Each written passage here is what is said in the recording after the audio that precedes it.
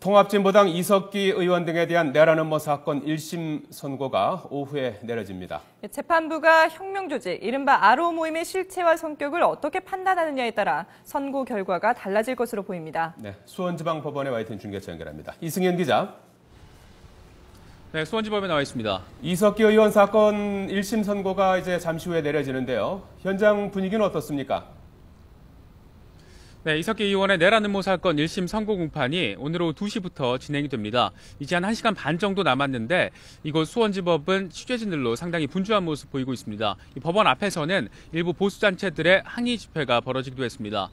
이번 사건은 지난해 8월 이 국정원이 이석기 의원 등에 대한 압수수색을 벌이면서 시작이 됐고 이 검찰의 기소 그리고 재판 과정을 거쳐서 이제 1심 선고 결과가 오늘 나오게 됐습니다. 지금부터는 이번 사건 취재해온 조태현 기자와 함께 이번 사건 경위 그리고 오늘 선고 결과 전망까지 좀 더 자세한 내용 짚어보도록 하겠습니다. 조태현 기자. 예. 네, 이제 2시, 1시간 반 정도 남았습니다.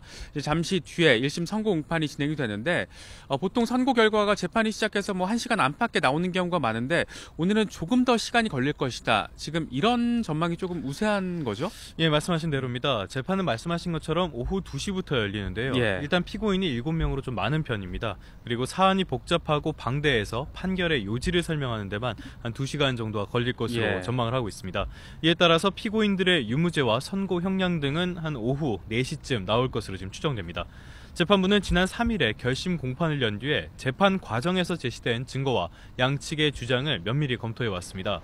성낙송 신임 수원지방법원장도 지난주에 열린 취임식에서 재판부가 상당히 많은 고민을 해왔다면서 판결에 대해서 국민들이 이해할 것으로 기대한다고 말하기도 했습니다.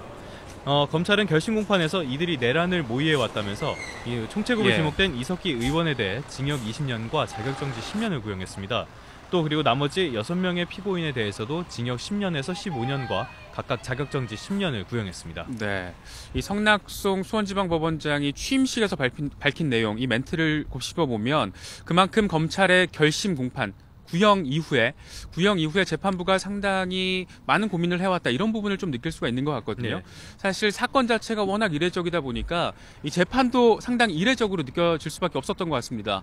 이 공판만 40번이 넘는 집중심리제로 지금 진행이 되어 왔었죠? 예, 그렇습니다. 지난해 11월 12일에 첫 공판이 열렸고요. 예. 법원의 집중심리 방침에 따라서 지금까지 45번의 재판이 열렸습니다. 검찰과 변호인단은 최초 제보자인 이모 씨가 국정원에 건넨 녹음 파일의 증거 능력과 이른바 아로 모임의 실체에 대해서 지금까지 치열한 공방을 벌여왔습니다. 예. 법정에 출석한 증인은 지금까지 111명에 달할 정도인데요. 검찰은 이 의원 등이 지속적으로 아로 조직원들과 만나서 내란을 모의했고 이들이 국가기관시설을 타격할 계획을 세웠다고 주장해왔습니다.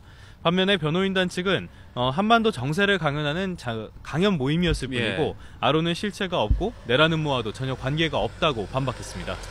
네, 어쨌든 검찰이 이석기 의원 등에게 적용한 혐의에 대해서 변호인과 그만큼 입장 차이가 컸고 그랬기 때문에 45번에 걸치는 재판 과정에서도 상당히 여러 가지 논란들이 또 제기되지 않았습니까? 이렇기 때문에 혐의를 좀 정리를 해보는 게 이번 사건 이해하는 데 좀 도움이 될 것 같은데 먼저 어떤 혐의 적용됐는지 그 부분 좀 짚어볼까요? 예, 먼저 이번 사건 총책으로 지목된 이석기 의원과 김홍렬 경기도당 위원장에게는 내란 음모 그리고 내란 선동, 국가보안법 위반 혐의 이렇게 3가지가 적용이 됐습니다. 또 나머지 피고인 5명에게는 내란 음모와 국가보안법 위반 혐의가 적용됐고요. 먼저 이들은 지난 5월 서울 합정동에서 비밀 회합을 열고 국가기관시설을 파괴하는 내란을 음모한 혐의를 받고 있습니다. 특히 이석기 의원과 김홍렬 위원장에게는 강연을 통해서 내란을 음모할 것을 조직원들에게 선동했다는 내란 선동 혐의도 추가로 적용됐습니다. 이와 함께 검찰은 피고인들에 대한 수사 과정에서 확보한 증거를 토대로 국가보안법상 반국가단체 찬양 혐의와 이적 표현물 소지 혐의도 적용했습니다. 예. 그러니까 이석기 의원 그리고 김홍렬 경기도당 위원장에게는 내란 음모, 선동, 국가보안법 위반 혐의 이렇게 3가지가 적용됐고 나머지 피고인 5명에게는 이 선동을 뺀 2가지 혐의가 적용된 거 아니겠습니까? 이 혐의를 놓고 검찰과 변호인 측 지금까지 상당한 공방을 벌여왔는데 가장 큰 쟁점을 뽑는다면 어떤 점들 말할 수 있을까요? 역시 핵심은 그 아로 모임의 실체입니다. 검찰은 이 의원 등이 합정동과 곤지암 회합 등을 통해서 국가 내란을 음모하고 폭력 혁명을 모의했다고 보고 있습니다. 또 구성원들이 이 의원을 대표님이라고 불렀고 이 의원이 함께 기소된 김근래 경기도당 부위원장을 지휘원이라는 호칭으로 불렀다면서 이게 실제 호칭과는 다르니까 이런 것들이 아로 총책을 나타내는 증거라고 지금 주장을 하고 있습니다.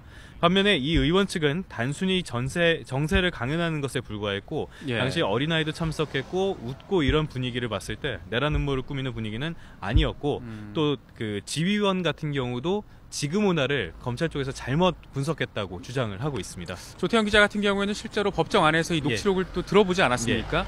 이 들었을 때 어떤 뉘앙스를 좀 느낄 수 있었습니까? 일단 제가 들은 거는 한 번이었기 때문에 이 정확한 그 말이 어떤 말이었는지는 명확치는 않습니다. 일단은 지휘원인지 지금 오나인지는 다소 불명확하게 들렸는데요.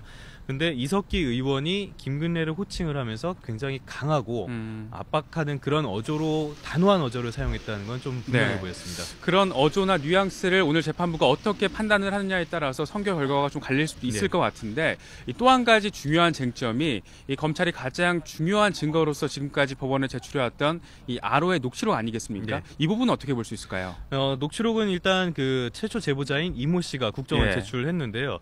변호인단은 지금까지 제보자의 경제적 상황 등을 들어서 불법적으로 확보한 증거라는 점을 지속적으로 강조를 해왔습니다. 하지만 결국 녹취록 대부분이 증거로 채택이 됐는데요. 또 이 과정에서 국정원이 작성한 녹취록에 오류가 상당히 많다는 점이 또 드러났습니다. 그래서 변호인단 쪽에서는 증거가 조작됐다고 계속 주장을 해오고 있고요. 그래서 결국의 판결은 재판부가 아로 모임의 실체와 논란이 되는 녹취 파일의 내용을 어떻게 받아들인지에 따라서 상당히 갈릴 것으로 전망됩니다. 하지만 어떤 판결이 나오든지 간에 검찰이나 변호인단 한쪽은 반발을 할 것으로 보여서요. 대법원까지 가야지 최종 결론이 나올 것으로 전망됩니다. 결국에 정리를 하면 이 아로의 실체 그리고 아로 녹취록의 증거력을 재판부가 얼마나 받아들이냐에 따라서 오늘 선고 결과가 좀 달라질 수 있다. 이런 말로 좀 정리를 할 수 있을 것 같습니다. 이번 사건 수사부터 1심 선고까지 꼭 6개월이 걸렸습니다. 이 헌정사상 현역 의원이 처음 내란 음모 혐의로 구속이 되면서 그만큼 사회적 파장도 컸습니다. 이제 1시간 반쯤 뒤면 이 재판부의 1심 선고 공판이 시작이 되고 오후 4시에서 5시쯤이면 선고 결과를 확인할 수 있을 것 같습니다. 이 선고 결과는 나오는 대로 바로 현장에서 전해드리도록 하겠습니다. 지금까지 수원지법에서 전해드렸습니다.